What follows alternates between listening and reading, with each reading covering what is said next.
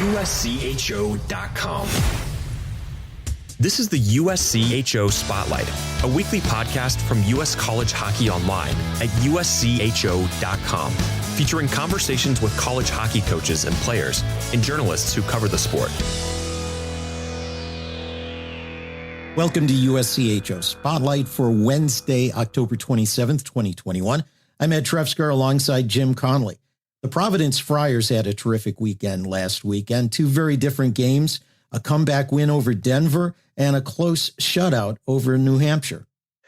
And joining us now on USCHO Spotlight, the head coach of the Providence Friars, that's Nate Leaman. And Nate, what a weekend you had. You don't have too many teams that can have more polar opposite games. A 6-5 running gun show with a big comeback on Friday night, and then 2 days later, a 2-0 shutout of New Hampshire, where you could, maybe your offense doesn't get going, but you played a pretty complete defensive game. Take us through the weekend. Take us through the season to date. I've liked our season to date. I think we're a young team that's learning, so I've been happy. I think our last game was probably our most complete game we played against UNH, and I was very happy about that because I don't think we had the legs, but when you don't have the legs quite there and you're on the road, you really have to be mentally tough and you have to manage a game. And I thought it was the best we've done at managing a game. I think for our team, when we've struggled, we've managed games poorly. And that was the big takeaway a little bit from Mankato and Duluth is we didn't manage those games real well. Against Mankato, we took some poor penalties. We went back in our zone against a good forechecking team.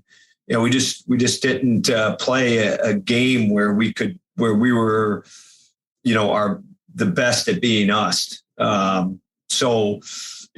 Denver, I think the game got a little wide open, and we found a way to come back and win the game. Our third period was our best period of the game. So I'm real happy about that. And, now we got a big task of coming right back and playing UNH for two more. That game against Denver, 6-5 win on Friday night. You trailed 4-1 in the third period. And then even after you were able to tie the game at 4, Denver scored again, made it 5-4, and you still found a way, 2 more goals in the third to get that 6-5 win. What was the emotional roller coaster like that night? And, what was the second period situation in the locker room? What were you telling your team? Well, the big thing we talked about was that we wanted to win the third period. And we wanted to play together. I thought we were struggling with what we've been struggling with all years. We gotten back in front of fans, and we're trying to make the big play all the time instead of making the first easy, simple play and managing the game and kind of taking what's given. And Denver has a heck of a transition game, maybe the best transition game we've seen. And we were just feeding it by keep looking for the big play and turning it over instead of chipping away and maybe getting our ground game going. So that's what we talked about. We were fortunate. We scored, 3 goals in that first 5 minutes, gave the bench a lot of life. And as you mentioned, they came back and made it 5-4. And that's probably what I'm most proud of with the group is that, even though, Denver made it 5-4, our bench got very quiet, but we stuck with it. We got a power play. We scored on our power play. And then obviously the guys made a great play with a minute to go to win the game. So, it'll definitely be something that we carry with us for the rest of the year, that win. Take me back a weekend before you were at the Icebreaker. You kind of alluded to it. You played both Mankato, Minnesota State, Mankato, and Minnesota Duluth, and fell in both of those games. But you're talking about an early season tournament where you were the number 10 team in the country coming into it, and you were playing 3 teams. You had the potential to play 3 teams that were all above you. How much do you have to kind of play, as much as coach, you have to play psychologist to keep the mentality solid after 2 losses where you probably didn't play that poorly, but you played some really high-end opponents? Well, we didn't play poorly, but the mistakes we made were just like, bang your head on the desk mistakes, mistakes that, Duluth's winning goal was a 1-on-4. we had 4 guys back, and we just misplayed it. So, certainly I think Duluth and Mankato are good teams. They're older teams. They're heavy teams. And it was good for us to play against them. It was good for us to get out of our comfort zone. But the big message, the takeaway from us was we have to be tougher to play against, and we can't beat ourselves. As you mentioned the tournament, I was thinking the same thing, going up there. I was thinking, well, this is like a regional. And then when I got up there, someone said, no, it's more like a Final Four, a Frozen Four. And I'm like, yeah, you're probably right. It's got 1, 2, 4, and 10 in the country. And that's about the ranks of the Frozen Four. So, you can't get any better hockey than that. Duluth was a terrific host. It sucks being the team that came out of there 0-2, but, if it makes us better, then, it helped us. And I think in the long term, it's going to make us a lot better. I want to ask about a couple of players and how they've progressed thus far this season. I'll start with your goalie, Jackson Starber. How he seems to have maybe taken a step forward. How has his play been? I would say his play's been very good. We've leaned on him early, and I think he's way more steady. I think against Denver, he struggled, but the guys picked him up. And that was great. That was great to see because he's certainly carried us in stretches throughout the year. So it was really good to see, the guys, kind of pick him up. But he responded with a great game against UNH. So it's taken a big step in his development, much more calm, way more poised and certainly is ready for big moments, I think. 2 sophomores who have taken jumps offensively early here. Brett Berard, 6 goals in 7 games for him. And Nick Poisson, the hat trick on Friday night against Denver, and 10 points for him in 7 games. How much do you feel that you can put on these guys, even though they're just, they're younger sophomores, but they seem to have a lot of high-end talent? Yeah. Nick had a tremendous summer and he came back probably with the most gains off the ice. So he's always had a good release of a shot. He's a very complete player. He can get it done on the rush. He can get it done in ozone play. I think eventually he'll be a center for us. But we're really happy with the step he's taken. And Brett's always been dynamic. Brett missed a lot of the college games last year because of the World Junior and then because of the COVID protocols. And then at the end of the year, we found out he was playing with mono. So I just think he's healthy. He's fresh. I think he's finding what he does well. And I think he's worked a lot on his release. And I think it's kind of showing, with the amount of goals he's scoring. More with Nate Leaman in a moment. This is the USCHO Spotlight, a weekly podcast from US College Hockey Online.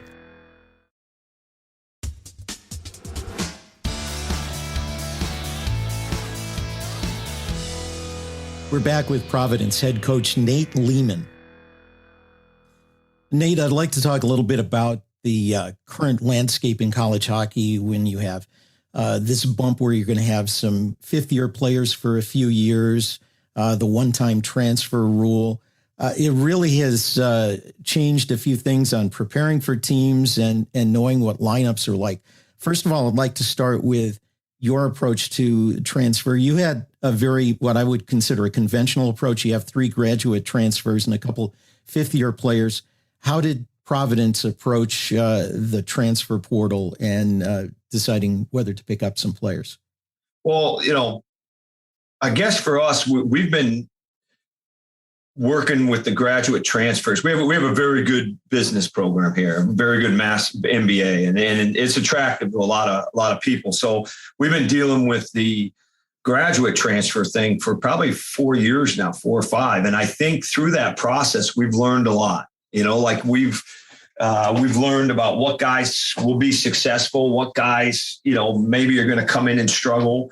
And so we've tried to, with the graduate transfer, we tried to refine it much more of only looking at the guys that we know are going to be able to come in and and fit with us right away and make an impact on the ice, because the guys that come in and struggle, you want those guys to have a really good year. You know, you don't want a guy to come in and not have a good year. And so, we've kind of refined our process. Cohen Olszewski has been tremendous for us.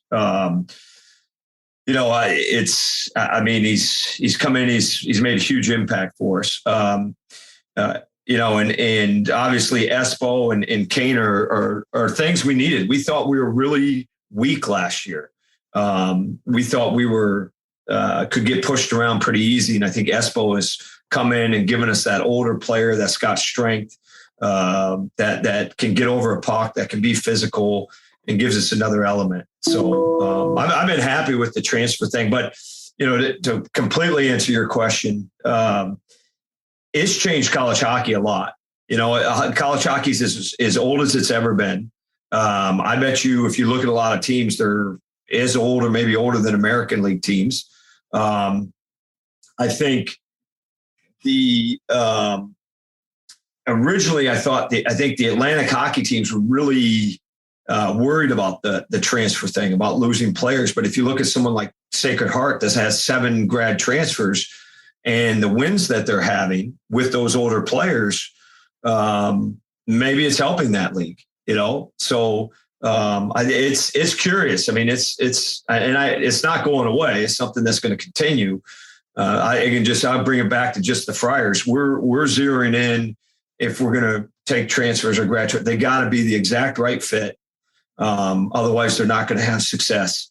So that's what we're kind of focused on. There were 154 transfers that landed on Division I teams, and a lot of guys ended up maybe not finding a place or finding a D3 place. And we just saw a former Holy Cross player yesterday end up going to the ECHL. Is it a problem for college hockey to be in the spring, have kind of a wide open free agency season like we saw last year? Well, I can tell you, it's not fun. I can tell you the coaches don't like it at all. Because the one thing, you just don't know at that time of the year what's going on. I can tell you, I got phone calls from my players, and they're just routine phone calls about seeing a doc, or I'm going to miss this, I'm going to be late for, and you just, your heart was dropping at times because it's that time of year. You don't know what a kid's going to call you and tell you, but I don't like it. I mean, the one thing I've thought of is that, if kids can just jump, then why can't coaches just change scholarships? That seems like, would be kind of a balancing act to balance it out a little bit. But, I'm glad, as you mentioned, the grass isn't always greener for a lot of players. I think that will be seen over 2 or 3 years, and hopefully that balances it out a little bit. But, certainly if a player can change because they don't, like an experience, and, we were fortunate. We didn't really lose anybody, but, why can't coaches change a scholarship based on experience too? Then, like that seems to me like if you really want to balance it out, then balance it out. Well, and certainly there's the opportunity if a player ends up not being a fit for your program and might find a better fit somewhere else, you can release them, work with the coach at the other institution and find a way there where they don't have to jump in the deep end and worry about what might happen. Yeah, I mean, I think there's a third party involved all the time too with the advisors, and I think that's something that you have to work through also. But yeah, it's interesting times, and it's I think the next 2 or 3 years will really be able to look back and say and see what's changed in college hockey because of it. And as I mentioned, Atlantic hockey, I think, thought at first this was really going to hurt them, and maybe it's getting that league older, and maybe it's becoming a little bit better. Changing direction a little bit, one of your longtime assistants, Chris Mayotte, became the head coach at Colorado College, got his first win and over Boston College on the road, no less. How does it make you feel as a head coach to see somebody you worked with and somebody you mentored jump to the next level and start having some success? Yeah, well, I'm really happy for Mayo. It was a summer of feeling old, I can tell you that, because I had three former assistants, and Bill Riga and Ben Barr and Chris Mayotte all get head coaching jobs. So, it was a summer like, holy cow, I'm getting old. But you go from being the young guy to the old guys. I joked with Norm Bazin not too long ago that, hey, we came in the league 10 years ago, and I think besides Jerry York, he and I are the most tenured guys in the league, but all three of those guys are going to do terrific jobs. Billy got his first win over the weekend too, but obviously Mayo, really happy for him. Outside of beating a Hockey East team, I was really happy for him. And I know that he's going to build that program up, and they got the new rink, and they're going to play a fun brand of hockey, and he's going to do terrific. Hey, you mentioned this weekend you're going to see New Hampshire again. It's kind of a strange schedule to pack it with the team, right up front and kind of get your whole season series out of the way with them. What type of challenges does that give you in terms of preparation? Obviously, both of you know each other a little bit better because you just played, but you also know that they're going to make adjustments. You're going to make adjustments. It's almost like playing a playoff series early in the season. Yeah, I thought they did some things really well against us. I think playing on the big sheet, your guys never feel really comfortable up there. So I think when we go back up there Saturday, I hope we feel a little bit more comfortable. But, I thought they did some things, offensively pretty well against us. I know they're a team that struggled to score a little bit, but we got to be prepared to play great hockey, because if you're going to have success against teams, in multiple games, you have to be humming, you have to be playing well. So it's a big challenge for us. I think there's a couple other teams that go through this year where they play the same team 3 times in a row. We just have to keep growing and getting better every game. And I know Mike, he's a good coach. He's going to have them ready for us Friday. Well, you're off to a great start with your Friars team. Congratulations again on another good weekend last weekend, and keep things going. We'll try to catch up with you a little later down the road. Thanks, guys. Always good to talk. That's Providence head coach Nate Leaman. Jim, always interesting, always educational to talk to Nate Leaman. I love hearing his approach to the game and some of the stuff about psychology with players, but I want to hit on a couple of points. He talked about age difference and going up against older teams. That's something that's really been exacerbated by giving players an extra year because of COVID, and also some graduate transfers who might not otherwise have kept playing. Yeah, as he told us off the air, they've got some kids that are 03 birthdays going against kids that are 97 birthdays. I mean, that's a 6-year difference. And we've had some age disparities in the past, but now that you let, players play for one extra season, and you have some kids that were already pretty old that were in the system, you certainly can have some real big age disparities. And, there's a lot to that. There's experience, there's size, there's, maturity, those types of things, maybe coachability. Maybe it's easier to coach a 24-year-old kid than there's an 18-year-old kid. So he's right. There is some major disparities, but I think that, that's where good coaching comes in. And the one thing we saw from Nate Leaman, winning a World Junior Championship, last year, and he'll be back behind the bench again for Team USA, is he knows how to get the most out of some of these young players. He knows how to coach from the age of 18 for these kids. So I think that is one of the big positives for a team like Providence. Even though they lost both the games in the icebreaker, you can't help but think that this is going to help the team. Those young guys are going to have in the back of their mind all season what it's like to play against some of these older, bigger, heavier teams. And that's probably going to go a long way in getting them ready for an NCAA postseason. I think experience and something like that is really critical. And the more, coaches that we can even talk about Minnesota State, yes, they were the older team, sure, but they've also played this schedule with variety on their schedule, and it's been really high quality variety. Whether it's St. Cloud State, whether it's UMass, whether it's Providence, whether it's Michigan, they've played all those teams. And I think that, when you get to make your schedule, you don't know what you're going to be up against. And certainly there's not a single coach that when they were scheduling games 3 years ago for this season could have known that they were going to be up against an even older group of players. As Nate Leaman pointed out there, some of these rosters are older than American Hockey League rosters. That's kind of crazy because now you're talking about a college roster older than a pro roster. You don't usually see that too often in the NCAA. Yeah, and that's going to be the case going forward, especially as the AHL becomes more of a development league. The icebreaker that they played in was supposed to have been last season, if I'm not mistaken. So that would have been last year. But how many teams, and we're seeing this all over college hockey, these great matchups, Minnesota Duluth, Minnesota State, and Denver right away in October. I mean, that's just crazy, but it has been a great season to see these intra-conference and inter-region matchups. I think somebody pointed out, and I'm not sure after yesterday's poll if this is still a valid point, but at least last week, the entire top 10 in the nation had played a top 10 team already. This is not like some of the past years where teams would just absolutely hide behind some really easy cupcake games early in the season.